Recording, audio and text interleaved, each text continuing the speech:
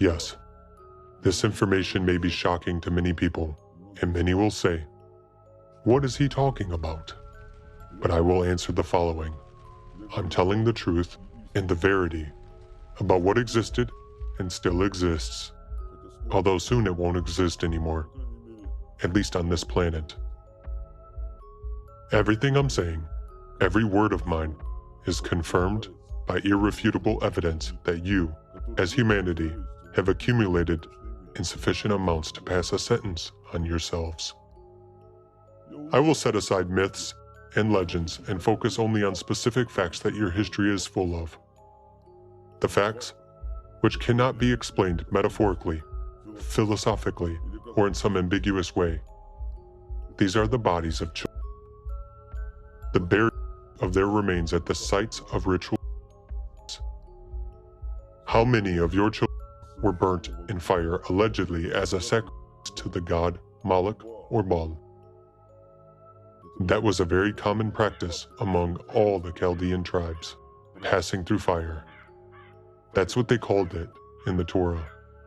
Everyone has heard it, and you all know this story from ancient images, when a baby was placed in the hands of a huge statue of a horned deity, from where it rolled into the fire. After such burnings, children's ashes and remains were placed in special vessels and buried in the ground on so-called tophets. Those were entire fields of urns with the ashes of murder. You definitely know at least one site of this kind from the Bible. It's the Valley of Hinnom, which later became a prototype of the fiery hell. The largest of the discovered fields of this kind was in Carthage, where the remains of about 20,000 children were unearthed, and most of them were infants up to 6 months old. Can you imagine the scale? This is just one region, and this is only what was found. 20,000 burnt children. Do you really believe that someone would just throw away such a huge amount of the most valuable substance? After all, to burn is the same as to throw away. No, they weren't just burnt. You must know that there was no other purpose of what is called the ritual except obtaining blood and parts of their bodies, so that priests could later brew their potions from them. They didn't cause any rain through that burning, and didn't appease gods with innocent souls, and the sun wouldn't stop shining, and the world wouldn't collapse if they stopped doing that.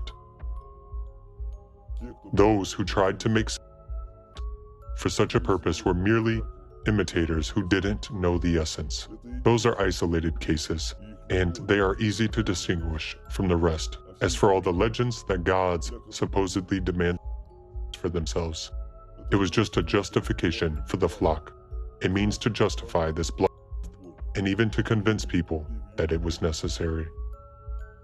Do you think it is primitive to believe in such explanations?